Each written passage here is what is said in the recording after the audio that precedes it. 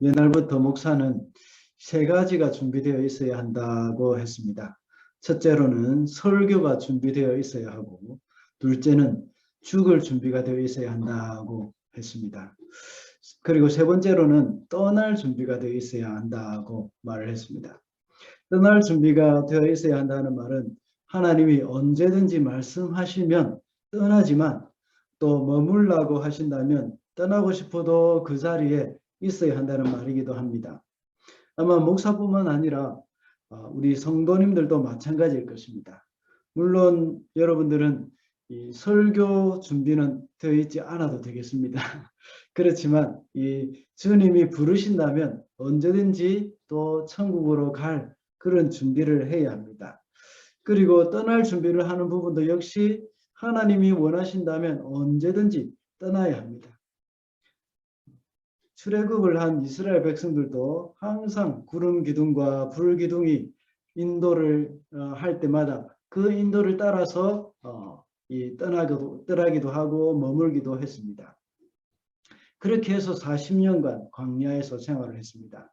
구름 기둥이 진을 떠나면 모든 이스라엘 백성들은 텐트를 걷고 짐을 싸서 옮겨가야 했습니다. 그러나 구름 기둥이 늘 진에 머물러 있으면 그 장소가 아무리 갑갑하고 살기 힘들고 불편하더라도 머물러 있어야 합니다. 그리고 하나님이 떠나라는 그런 말씀이 있기 전에는 언제까지든지 기다리고 있어야 했습니다. 오늘 성경 본문에서는 이삭이 살아가는 상황에 대해서 말씀하고 있습니다. 이삭은 가나안 땅에서 살고 있었습니다. 그런데 그 땅에 흉년이 들어서 머물러 이 살만한 환경이 못 되어서 이제 떠나려고 했습니다. 그러나 하나님은 이삭에게 말씀하시기를 떠나지 말고 머물러 있으라고 말씀합니다. 그 땅을 떠나지 못하게 하신 이유는 하나님이 그 땅을 그와 그의 후손에게 주시기로 약속을 한 땅이기 때문입니다. 그래서 어려움이 있어도 머물러 있는 것이 당연합니다. 그렇지만 흉년이 들고 먹을 것이 없는데 흉년을 피해서 잠깐 갔다가 오는 것도 가능한 일이지 않습니까? 그런데 하나님은 떠나지 말고 그 땅에 머물라고 말씀하십니다. 그 땅에 머물러 있으라고 말씀하실 때는 하나님이 분명한 하나님의 뜻이 있기 때문입니다. 그래서 오늘은 약속의 땅에 머물라는 제목으로 하나님이 이삭에게 그 땅을 떠나지 말라고 하신 그 뜻이 무엇인지 살펴보도록 하겠습니다. 첫째로 약속의 땅에 머물라라는 그런 말은 신앙훈련의 기회로 삼으라는 뜻입니다. 2절을 보면 주님께서 이삭에게 나타나셔서 말씀하셨다. 이집트로 가지 말아라. 내가 너에게 살라고 한 이 땅에서 살아라. 아브라함 때에 가나안 땅에 있던 흉년이 이삭의 때에도 닥쳐왔습니다.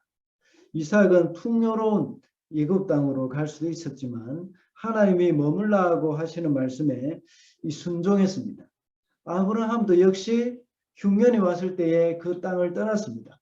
떠나서는 안 되는 곳이었는데 떠났던 것입니다. 가나안 땅은 어떤 어려움이 있더라도 떠나지 말고 지켜야 하는 땅입니다. 이삭에게는 약속의 땅을 소중히 여길 수 있는 가장 좋은 훈련의 도구가 바로 흉년이라는 도구입니다. 그런데 그런 평안한 상황 가운데서는 훈련이 안 되는 겁니다. 그러나 이삭은 지금까지 가나안에 대한 하나님의 약속을 아버지 아브라함으로부터 듣기는 했습니다. 그러나 그 마음 깊이 그 약속의 말씀을 새겨놓지는 않았던 겁니다. 이제 흉년으로 인해서 오늘 본문 2절부터 4절의 말씀과 같이 하나님이 말씀해 주심으로, 하나님이 직접 이삭에게 말씀해 주심으로 인해서 그것이 약속의 땅임을 알게 되었고, 그 땅에 머무는 것이 얼마나 소중한 일인지 그것도 역시 알게 되었던 것입니다. 이 일은 흉년으로 말미암아서 이제 이삭이 얻었던 교훈이라고 볼 수가 있습니다. 가나안 땅은 그에게 있어서 어떤 일이 있어도 머물러야 할 땅임을 이제 그는 알게 되어졌고 명심하게 되는 겁니다. 이렇게 하여서 흉년이 바로 가나안 땅에 머무는 훈련의 기회가 되었습니다. 이런 훈련이 없으면 조그만 어려움이 와도 쉽게 떠날 수 있기 때문입니다. 그래서 이제부터는 웬만한 어려움이 와도 이제는 이삭은 떠나지 않습니다. 오히려 이삭은 생각할 것입니다. 이 흉년 때, 그 흉년의 때 아무리 먹을 것이 없을 때에도 우리는 떠나지 않았었지. 그것을 떠나는 것은 하나님의 뜻이 아니야 라는 그런 생각을 하게 됩니다. 우리도 역시 지켜야 할 자리가 있고 해야 할 일이 있습니다. 그것이 형통하게 잘 이루어지면 좋지만 그렇지 않을 때도 있습니다. 그럼에도 불구하고 그 자리를 지키고 그 일을 담당해 나가는 것은 굉장히 중요한 것입니다. 이것이 하나님이 주시는 또 다른 신앙의 훈련이라고 할 수 있습니다. 우리가 떠나야 할 곳은 본토, 친척, 아비의 집, 그것을 떠나야 하는 겁니다. 그것은 안정감이 있는 곳입니다. 삶의 안전지대는 우리는 될 수 있으면 오래 머물러 있으면 안 됩니다. 우리를 편안하게 만들고 우리의 영을 안일하게 만들기 때문입니다. 계속해서 그 자리를 고집한다면 우리의 영이 병들기 시작하게 되고 또 병들기가 쉽다는 겁니다. 그러나 반대로 흉년이 있는 가나안은 우리가 머물러야 할 것입니다. 그것이 비록 육체적으로는 고달프고 또 힘들어도 우리의 영이 깨어 있을 수 있는 것입니다. 비록 하나님을 바라보며 도움을 구하게 되어 있기 때문에 비록 어려워도 그것은 우리에게 영적으로 큰 유익이 있는 것이라고 볼 수 있습니다. 이것이 바로 신앙 훈련입니다. 우리의 가치는 하나님과 얼마나 가까워지느냐, 거기에 우리의 가치가 있습니다. 세상의 가치는 우리가 얼마나 많은 부를 가지고 있느냐, 또 얼마나 많은 권력을 가지고 있느냐, 명예를 가지고 있느냐, 거기에 세상 사람들은 가치를 두고 있지만 우리 그리스도인의 가치는 그것이 아니라 하나님과의 그 관계, 하나님과 얼마나 가까워지느냐, 거기에 우리의 그리스도인의 가치가 있는 것입니다. 우리가 떠나지 말아야 할 그런 가나안 땅은 무엇입니까? 그것은 우리의 신앙 훈련의 장소입니다. 대부분의 사람들은 훈련을 싫어합니다. 그래서 훈련의 장소를 떠나고 싶어 합니다. 어떤 사람은 직장에서 사장님이 싫어서 그만두고 싶은 그런 사람도 있을 것입니다. 이런 사람에게는 인간관계가 바로 신앙 훈련의 기회가 되는 흉년에 해당이 됩니다. 그런데 하나님은 사람을 통해서 우리를 훈련시키는 경우가 참 많습니다. 언젠가 한번 말씀드린 적이 있습니다. 사도행전에 보면 사도 바울이 2차 전도 여행을 하면서 마가를 데려가지 않기 위해서 이 바나바와 굉장히 크게 다투었습니다. 심히 다투었다고 성경에는 말씀하고 있습니다. 그리고 서로 헤어졌습니다. 그리고 바울은 실라를 데리고 2차 전도 여행을 떠났습니다. 그런데 바울이 2차 전도 여행을 떠난 지 얼마 안 되어서 루스드라에 도착했습니다. 그럴 때 바울은 거기서 마가와 똑같은 성향을 가진 디모데를 만났습니다. 마음이 유약한 성격의 사람이었습니다. 그러나 바울은 디모데를 잘 돌보고 훈련시켜서 훌륭한 목회자로 만들었습니다. 똑같은 성격이었던 마가를 용납하지 못한 것에 대해서 하나님이 그렇게 기뻐하시지 않는다는 그런 생각을 바울은 했던 것입니다. 그래서 이번에 만난 이 디모데를 피하거나 떠나보내지 않고 그를 잘 훈련시키게 되었습니다. 그래서 바울은 디모데를 만난 것이 바울 자신에게는 자기와 다른 성향의 사람을 용납하고 또 그 사람을 사랑하는 그런 훈련의 기회로 삼았던 것입니다. 우리의 삶도 역시 그런 경우가 참 많습니다. 이 세상을 살아갈 때 정말 꼴보기 싫은 사람이 참 많습니다. 그런데 그 사람이 싫어서 피해서 다른 교회를 갔는데 이상하게 그전보다 더 싫은 사람이 거기에 있는 겁니다. 하나님이 때로는 우리에게 붙여주시는 사람은 나를 훈련시키기 위한 도구라는 사실을 우리는 명심해야 합니다. 그래서 내가 싫어하는 사람, 또 나를 힘들게 만드는 사람, 그 사람을 피해가지 마시고 용납해 주시고 또 사랑해 주시기 바랍니다. 그 사람이 여러분의 가족일 수도 있습니다. 특별히 요즘은 또다시 코비드 경보 레벨이 격상되어서 온 가족이 함께 있는 시간이 참 많아졌습니다. 물론 가족이 함께 있는 시간이 너무나도 귀하게 여겨져서 기쁨으로 즐거운 시간을 보내는 가정도 있을 것입니다. 그러나 가족이 함께 있으면 부딪히는 일이 일어나는 것은 당연한 일입니다. 그러나 이것이 나의 신앙인격을 다듬는 훈련의 기회로 여겨야 하는 겁니다. 그래서 나 스스로가 끊임없이 깎이고 낮아지고 자아를 죽이는 그 훈련이 이루어져야 하는 겁니다. 그래서 우리는 주님을 닮아가는 그 과정을 우리가 겪게 되는 겁니다. 옆에 있는 가족들 한번 보십시다.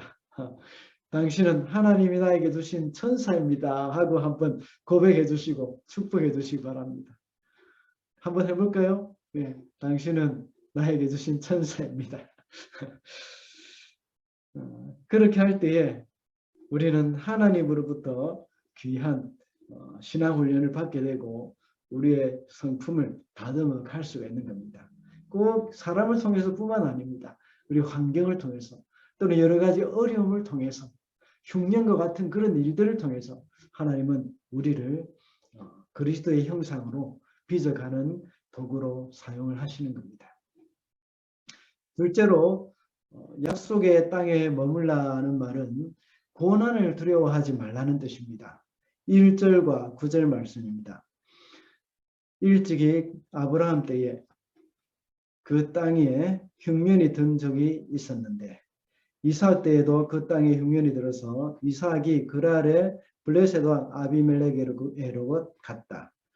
9절입니다. 아비멜렉은 이삭을 불러들여서 나무랐다. 그는 틀림없이 당신의 아내인데 어쩌려고 당신은 그를 누이라고 말하였소.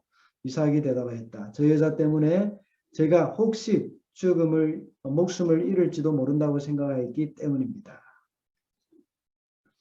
가나안은 약속의 땅이긴 하지만 그 땅에도 흉년이 찾아왔습니다. 그러나 이집트는 나일강이 있었기 때문에 항상 풍년이었습니다. 거기는 땅이 굉장히 비옥했습니다.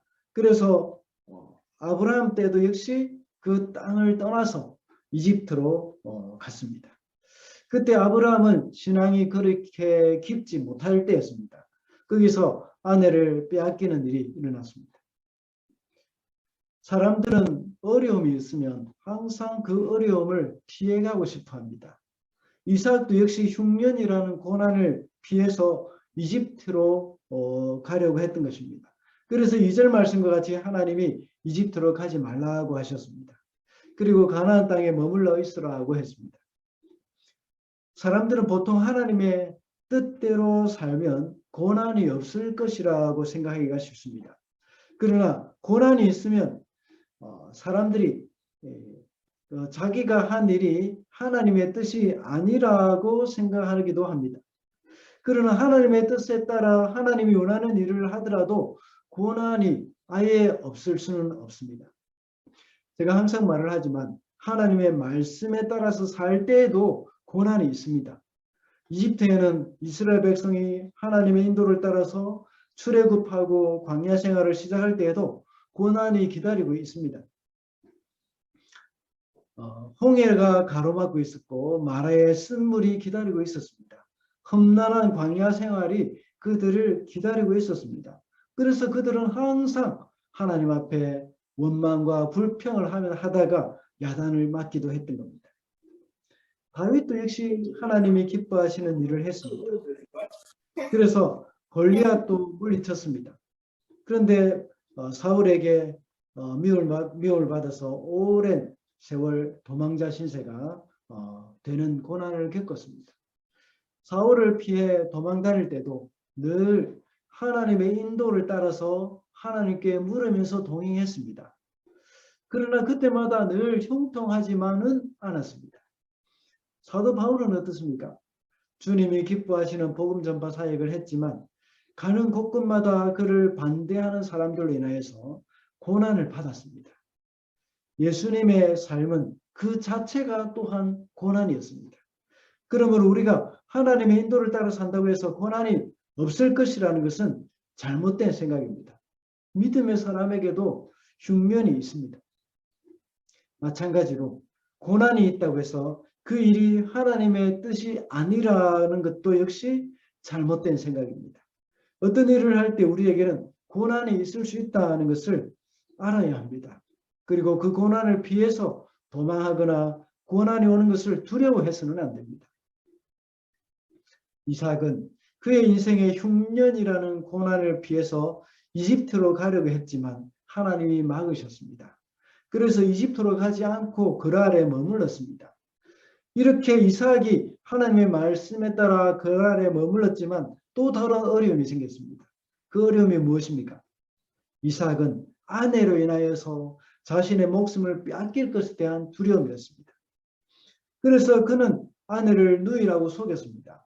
고대 사회는 아내를 빼앗기 위해서 남편을 죽이는 일이 굉장히 많았습니다.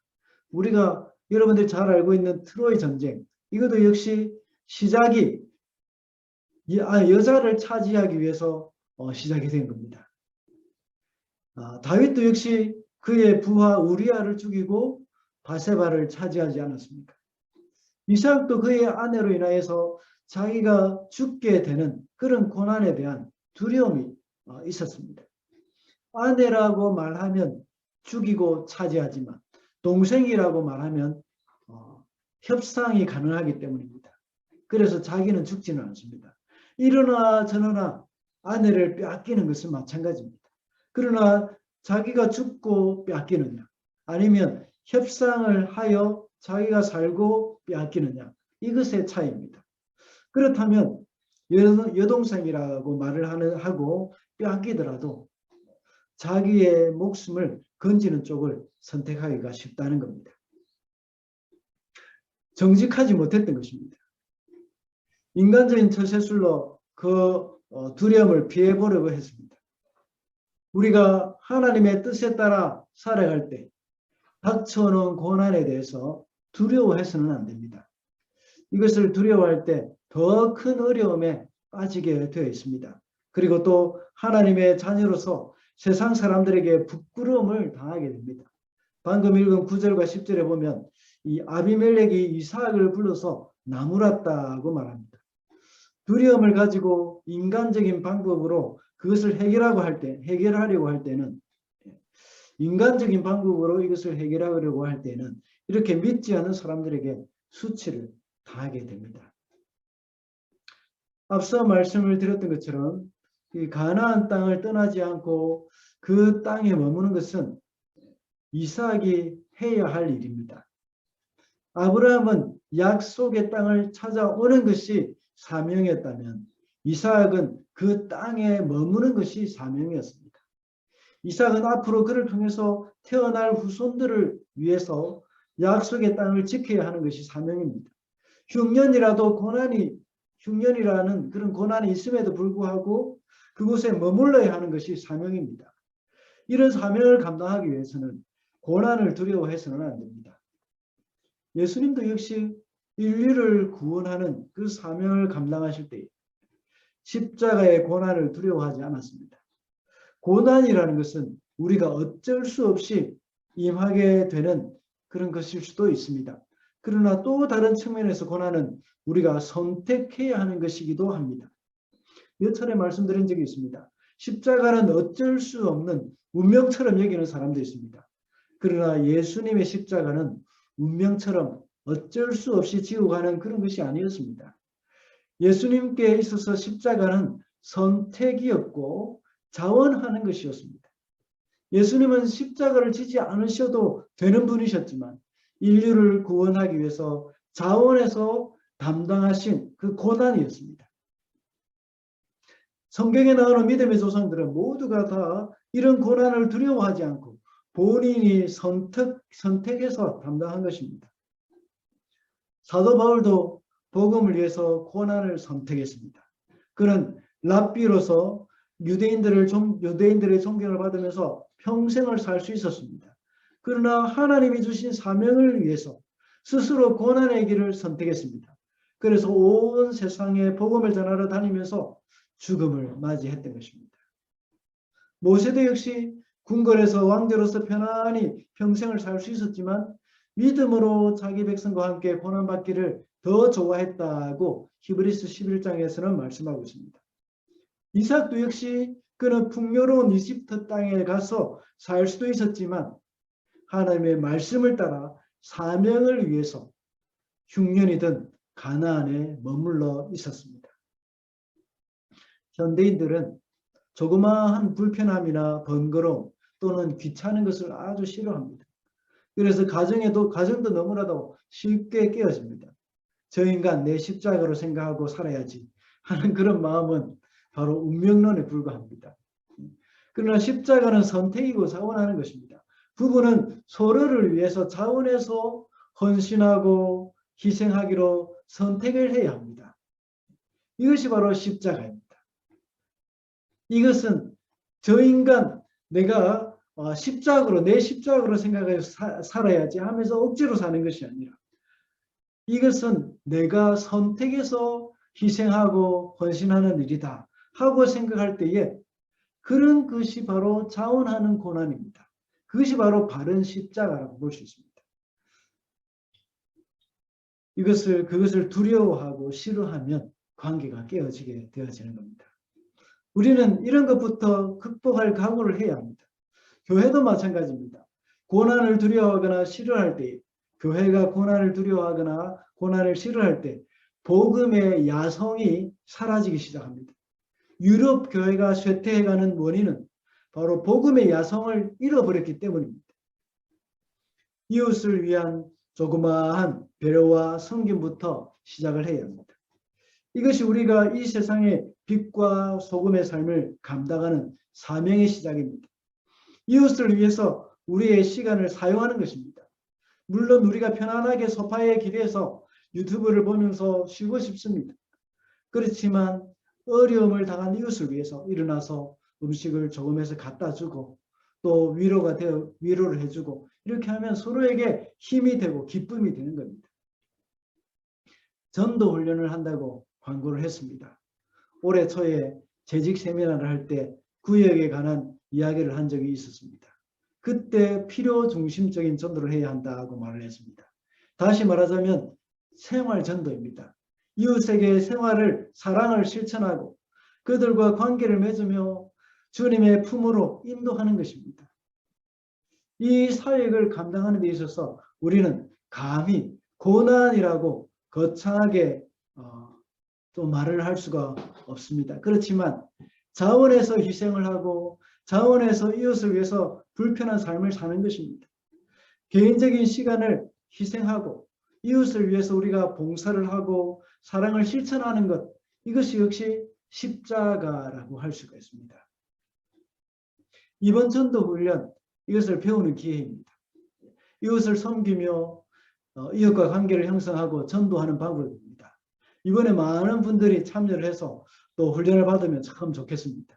하나님이 우리에게 허락하신 좋은 기회라고 할 수 있습니다. 저는 늘 그런 기도를 했습니다. 아마 여러분들도 같이 저와 함께 통성기도 했던 적도 있을 것입니다. 하나님 우리에게 전도 프로그램 허락해 주시옵소서. 그렇게 하면서 우리가 알파를 시작했는데 참 여러 가지 어려움 때문에 이 코비드 때문에 또 모일 수가 없어서 알파를 할 수 없게 됐습니다. 그런데 하나님은 참 감사하게도 이런 전도 훈련의 기회를 우리에게 허락해 주셨습니다. 하나님께서는 참 우리에게 더 필요한 것이 바로 이 전도 훈련인가 보다 하는 그런 생각을 우리 전도부장이신 우리 권사님과 함께 나누기도 했습니다. 우리는 고난을 두려워하지 말아야 합니다. 우리가 주님의 일을 할 때에 또는 전도를 할 때에 어떤 고난이 있을까요? 물론 큰 어려움도 있겠지만 대부분 약간의 번거로움이 있습니다. 이것조차 두려워하거나 귀찮게 여긴다면 과거에 목숨을 걸고 복음을 전한 그 믿음의 선배들 앞에 우리는 부끄러운 일이 될 것입니다. 마지막으로 약속의 땅에 머물라는 말은 약속의 말씀을 붙들라는 뜻입니다. 5절 말씀입니다. 이것이 아브라함이 나의 말에 순종하고 나의 명령과 나의 계명과 나의 율례와 나의 법도를 잘 지켰기 때문이다. 1절에서는 아브라함 때에 그 땅에 흉년이 든 적이 있다고 말씀합니다. 가나안 땅은 항상 흉년이 있는 땅입니다. 아브라함 때에도 흉년이 있었고 이삭 때에도 있었습니다. 그리고 이삭의 아들 야곱의 때에도 흉년이 있었습니다. 그러나 이러한 흉년이 항상 나쁜 것만은 아니었습니다. 이삭은 그 흉년을 피하기 위해서 이집트로 가려고 하다가 하나님이 나타나서 이집트로 가지 말고 여기에 머물라고 말씀해 주셨습니다. 이것은 하나님은 이런 흉년을 통해서 당신을 드러내신 것입니다. 그전에는 이삭이 하나님과 그렇게 활발한 교제를 했던 것은 아니었습니다. 그러나 이런 흉년을 계기로 해서 하나님은 이삭에게 나타나 주셨고 그 땅에 머물라고 하시면서 약속의 말씀을 주셨습니다. 이것은 아브라함에게 주셨던 약속의 말씀과 동일한 것이었습니다.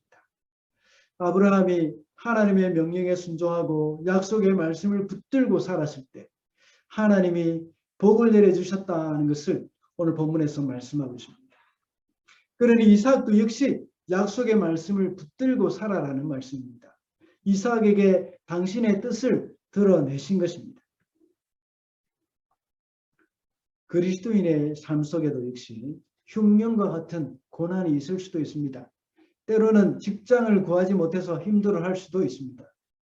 삶의 여러 가지 궁핍함 때문에 자괴감이 들 수도 있을 것입니다. 특별히 요즘은 코로나로 인해서 경제적으로 타격을 입는 분들도 많이 있을 것입니다. 이럴 때 애굽과 같은 풍요로움이 늘 우리를 유혹할 수도 있습니다. 이상하게도 세상은 항상 풍요로운 것 같습니다. 그런데 하나님의 백성들은 늘 궁핍한 생활을 하는 것처럼 느껴집니다. 그래서 때때로는 하나님이 별로 기뻐하시지 않는 쪽으로 눈을 돌리기도 합니다. 때로는 그것이 전혀 불법은 아니지만 이상하게도 하나님은 그것을 기뻐하시지 않는다는 생각이 드는 곳도 있습니다. 그런 것이 바로 애굽입니다. 이상하게도 이런 애굽의 풍요로움은 꼭 이렇게 흉년 때가 되면 우리를 많이 유혹을 합니다. 이삭에게도 가나안의 흉년이 왔을 때 애굽의 풍요로움이 그를 유혹했습니다. 평소 때는 그런 유혹이 없었습니다. 그러다가 흉년의 때가 되면 애굽의 풍요로움이 우리에게 오라고 손짓을 합니다. 우리 그리스도인들은 불법이 아니라고 해서 무조건 거기에 합류해서는 안 됩니다. 항상 하나님의 말씀을 따라야 합니다. 우리의 삶 속에 수많은 선택의 기회들이 있습니다. 그런 많은 선택의 기회에서 우리는 그 선택의 기준이 무엇인가? 이것이 중요합니다. 이것도 가능하고 저것도 가능할 때 내가 무엇을 기준으로 해서 선택을 할 것인가? 그때는 바로 하나님의 말씀을 붙들어야 합니다. 또한 우리가 하나님과 가까워지는 쪽으로 우리는 선택을 해야 합니다. 우리 그리스도인들은 하나님의 말씀을 붙들고 가야 할 사람들입니다. 하나님은 이삭에게 말씀하셔서 이집트로 가지 않고 하나님의 말씀에 순종해서 가나안에 살면 너를 보살피고 복을 주겠다고 하셨습니다. 이삭은 흉년에 애굽으로 가면 먹을 것이 풍부하게 있었겠지만 하나님이 이곳에 머물라고 하셨기 때문에 이집트로 가는 것을 포기했습니다. 우리 그리스도인들은 하나님의 약속의 말씀을 붙들고 살아야 합니다. 때로는 하나님의 말씀대로 살 때에 애굽이 주는 그 풍요로움 이것을 놓치게 될 수도 있습니다. 그러나 우리가 해야 할 일은 하나님의 말씀을 붙들고 가는 것입니다. 우리에게 어떤 불이익이 있다고 하더라도 어떤 손해를 본다고 하더라도 하나님의 약속의 말씀을 붙드는 것이 더욱더 중요한 것입니다. 지난 주일에 보았던 것처럼 에서는 한 그릇 팥죽에 장자권을 팔았습니다. 그것은 마치 애굽의 풍요로움을 좋아해서 하나님의 축복과 바꾸어 버린 것이나 마찬가지입니다. 이 세상에 주는 즐거움이나 풍요로움은 때로는 우리에게 하나님의 말씀을 포기하도록 만들기도 합니다. 에서와 같이 하나님이 주시는 그 복보다 세상의 즐거움과 세상의 가치가 더 풍요롭게 느껴질 때가 있습니다. 우리는 결단을 해야 합니다. 이러한 세상을 등지고 하나님의 말씀을 붙들 수 있어야 합니다. 세상의 가치를 뒤로하고 하나님의 약속의 말씀을 보아야 합니다. 우리는 하나님이 말씀하시는 곳에 있으면 됩니다. 하나님이 아무 말씀을 안 하시면 그냥 가만히 기다리고 있으면 됩니다. 그때는 기도를 하면서 하나님과의 깊은 관계를 맺을 수 있는 기회로 삼아야 합니다. 어려움이 있어도 견뎌야 합니다. 언제까지인지 모르지만 우리는 견뎌야 합니다. 하나님이 말씀하실 때까지 버티는 것이 중요합니다. 이 흉년의 기간은 버티는 싸움입니다. 하나님이 애굽으로 가지 말라고 하시면 가지 않고 가나안에서 버티는 그 이삭과 같이 우리도 역시 하나님이 말씀하시지 않는 것은 하지 않고 버티는 것입니다. 그렇게 하면 하나님의 때에 그 약속을 이루어 주실 것입니다. 말씀을 맺겠습니다. 우리 인생은 항상 평탄한 삶이 있는 것이 아닙니다. 누구에게나 흉년이 있을 수 있습니다. 어쩌면 지금 코로나 시대가 여러분에게는 흉년의 때일 수도 있습니다. 우리는 이 흉년의 기간에 어떻게 살아야 할 것인지 이삭에게서 배웠습니다. 하나님은 이삭에게 약속의 땅에 머물라고 하셨습니다. 약속의 땅에 머물라고 하신 말씀은 이 기간을 신앙훈련의 기간으로 삼으라는 말씀입니다. 하나님은 우리에게 흉년을 주시면서 우리에게 이 신앙훈련을 시키기를 원하십니다. 어려움이 있을수록 우리의 연약함이 드러나게 되어 있습니다. 하나님은 이런 신앙훈련을 통해서 우리의 연약함을 고치시고 우리를 성숙한 신앙인이 되게 하기를 원하십니다.